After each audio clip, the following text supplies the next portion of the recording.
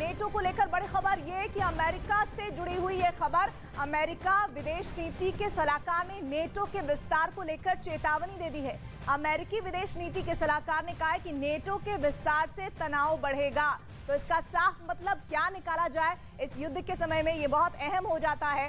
दरअसल ये बड़ी खबर नेटो से संबंधित जो अमेरिका के हवाले से आ रही है। अमेरिकी विदेश नीति के सलाहकार ने नेटो के विस्तार को लेकर चेतावनी दी है। अमेरिकी विदेश नीति के सलाहकार ने कहा है कि नेटो के विस्तार से तनाव बढ़ेगा। इसका साफ संकेत ये कि वो नेटो जिसको लेकर तमाम देश कह रहे हैं कि हमें इसका सदस्य बनाया जाए, अब अगर ऐसा होता है तो तनातनी आने वाले वक्त में और बढ़ सकती है। फिलहाल नेटो में विस्तार की प्रक्रिया शुरू हो चुकी है। फिनलैंड और स्वीडन नेटो में शामिल होने के लिए आवेदन कर चुके हैं, लेकिन उनकी सदस्यता की प्रक्रिया कितनी लंबी चलेगी ये भी समझना मौजूदा वक्त में जरूरी है। तो आइए वो बताते हैं आपको। नेटो की सदस्यता पाने के पहले चरण में कोई भी संभावित देश पहले नेटो संगठन से बातचीत करता है और इसके बाद संभावित देशों की ओर से सदस्यता के लिए आवेदन किया जाता है और इस आवेदन के बाद उस देश की सदस्यता को लेकर योग्यता की जांच की जाती है। ये देखा जाता है कि वो देश नेटो का सदस्य बनने की काबिलियत रखता है या नहीं, और इसके लिए उस देश के राजनीतिक, कानूनी और सैन्य योग्यताओं की जांच की जाती है। देखा जाता है कि उस देश में लोकतंत्र काम कर रहा है या नहीं, और देश की जो सेना है उसकी क्षमता आखिर है कितनी। और इसके बाद सदस्यता के लिए दूसरे चरण की प्रक्रिया शुरू होती है। संभावित देश नेटो को एक शपथ पत्र देता है। इसमें वो नेटो के नियम और शर्तों को पूरा करने का भरोसा भी देता है। ये शपथ पत्र नेटो के महासचिव को सौंपा जाता है और इसके बाद सदस्य का तीसरा और आखिरी चरण शुरू हो जाता है, जिसमें नेटो के जो भी मौजूदा सदस्य देश हैं वो नए संभावित सदस्य के लिए मंजूरी देते हैं या नहीं, इस पर आगे की प्रक्रिया तय होती है। और इसके लिए सभी सदस्य देशों की संसद से 1/3 मंजूरी जरूरी होती है।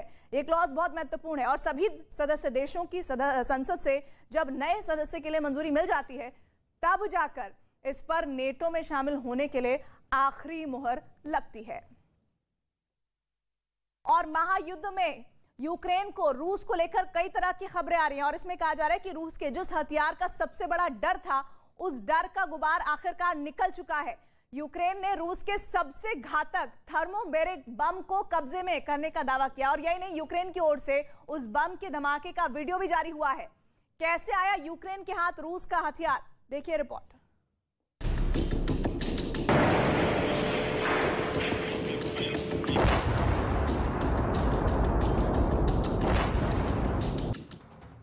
रूस के सबसे घातक बम की पहली झलक। थर्मोबैरिक बम ब्लास्ट का पहला वीडियो।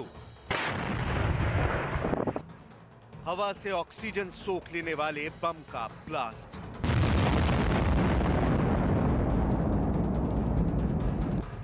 ये रूस के सबसे घातक बम की तस्वीर है जिसकी अब तक महायुद्ध में सिर्फ चर्चा हो रही थी। पुतिन पर आरोप लग रहे थे कि उन्होंने युद्ध के दौरान किलर थर्मोबैरिक बम यानी वैक्यूम बम का इस्तेमाल किया, लेकिन अब पहली बार यूक्रेन की ओर से दावा किया गया है कि उसने न सिर्फ रूस के एक थर्मोबैरिक बम को अपने कब्जे में लिया बल्कि उसे कैमरे के सामने नष्ट कर दिया।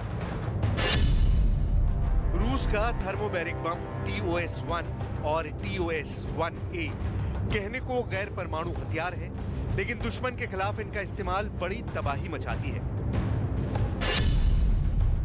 यही वजह है कि जिनेवा कन्वेंशन के तहत थर्मोबैरिक बम का इस्तेमाल बैन है।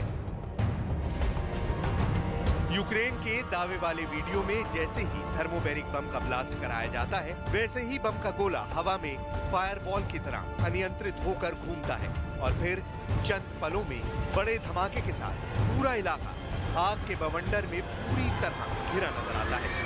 थर्मोबैरिक बम को इसलिए भी घातक माना जाता है क्योंकि ये वातावरण में मौजूद हवा को ही ईंधन के तौर पर इस्तेमाल करता है। ब्लास्ट होते ही आसपास की हवा में मौजूद ऑक्सीजन को सोख लेता है। थर्मोबैरिक बम ब्लास्ट के बाद तापमान इतना ज्यादा बढ़ जाता है कि आसपास की चीजें पिघलकर गैस बन जाती हैं। इस बम के इस्तेमाल से करीब 300 मीटर के दायरे में मौजूद किसी भी इंसान का बचना नामुमकिन हो जाता है। रूस का ये बम पूरी दुनिया में कुख्यात है और दावा किया जाता है कि युद्ध के मैदान में रूस इसका कई बार इस्तेमाल कर चुका है। इनमें अफगानिस्तान युद्ध, चेचेनिया युद्ध, इराक वॉर, सीरिया की लड़ाई शामिल है। यूक्रेन के दावे वाले इस वीडियो पर रूस की ओर से फिलहाल कोई प्रतिक्रिया सामने नहीं आई है। हालांकि यूक्रेन ने अब तक ये साफ नहीं किया है कि उसने रूस का ये कथित थर्मोबैरिक बम किस इलाके से बरामद किया।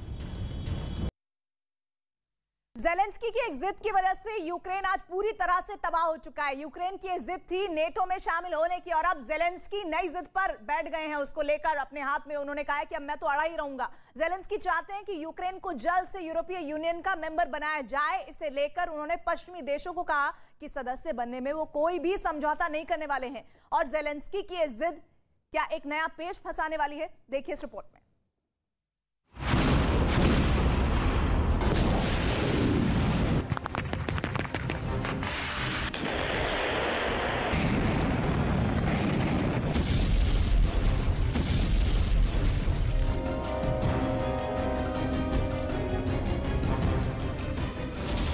नेटो के बाद अब ईयू के लिए जिद।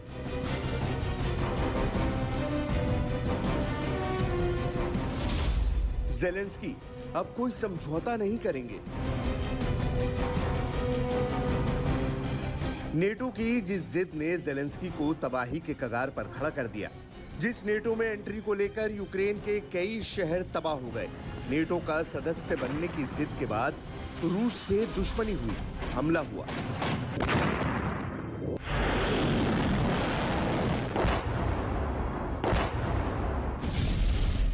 बावजूद इसके यूक्रेन नेटो का मेंबर नहीं बन पाया। अब फिर से ज़ेलेंस्की झुकने को तैयार नहीं है। वो यूरोपियन यूनियन का सदस्य बनने की जिद पर अड़ गए हैं। इतनी तबाही के बावजूद वो कह रहे हैं कि यूक्रेन को यूरोपियन यूनियन का सदस्य बनना चाहिए। इस पर किसी तरह का समझौता नहीं किया जाएगा। ईयू का सदस्य बनने के लिए ज़ेलेंस्की पश्चिमी देशों के सामने अड़ चुके हैं।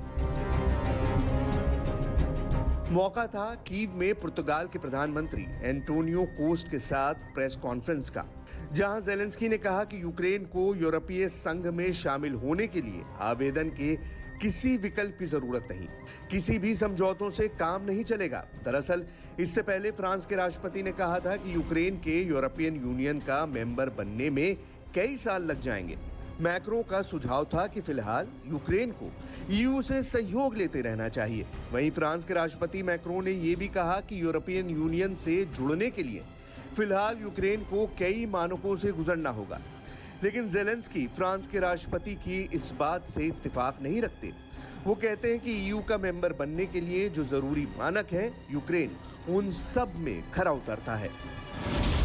इतना ही नहीं, ज़ेलेंस्की ने यूरोपियन देशों को ये कहा कि ईयू में यूक्रेन को न जोड़ने से ये केवल यूक्रेन के साथ समझौता नहीं होगा, बल्कि पूरे यूरोप के साथ समझौता करना होगा। ज़ेलेंस्की ने यह भी कहा कि रूस की लॉबी की वजह से ही यूक्रेन की यूरोपीय संघ में एंट्री में देरी हो रही है। दरअसल ज़ेलेंस्की की ईयू में एंट्री की जिद के पीछे कई वजह हैं। यूरोपियन यूनियन में यूक्रेन के शामिल होने के बाद उसे कई फायदे मिल जाएंगे। यूरोपियन यूनियन में शामिल होने से यूक्रेन को एक बड़ा व्यापार मंच मिलेगा। यूरोप के 27 देशों में बेधड़क बिना पासपोर्ट के एंट्री हो जाएगी। बेरोक टोक बिना पाबंदियों के आयात निर्यात होने लगेगा और यूक्रेन में यूरो मुद्रा चलने लगेगी। इसके साथ ही यूक्रेन की सैन्य शक्ति बढ़ जाएगी, क्योंकि ईयू देशों का दायित्व रहेगा कि यूक्रेन पर हमला होने की स्थिति में उसकी मदद करें। वहीं ईयू का सदस्य बनने पर यूक्रेन के नागरिकों की भी बड़ी मदद होगी। उन्हें कई तरह के अधिकार दे दिए जाएंगे। नागरिकों को बड़ा सुरक्षा कवच मिल जाएगा। इसके साथ ही ईयू में शामिल होने से यूक्रेन के नेटो का सदस्य बनने का रास्ता खुलेगा, क्योंकि ईयू में शामिल कई देश नेटो के सदस्य हैं।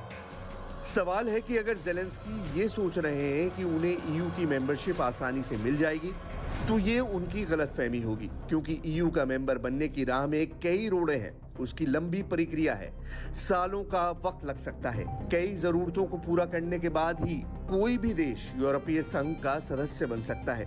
अब आपको बताते हैं कि कैसे यूक्रेन यूरोपीय यूनियन का मेंबर बन सकता है। यूक्रेन को फ्री मार्केट इकोनॉमी बनानी होगी। ईयू के कानून को स्वीकार करने की शर्त होती है।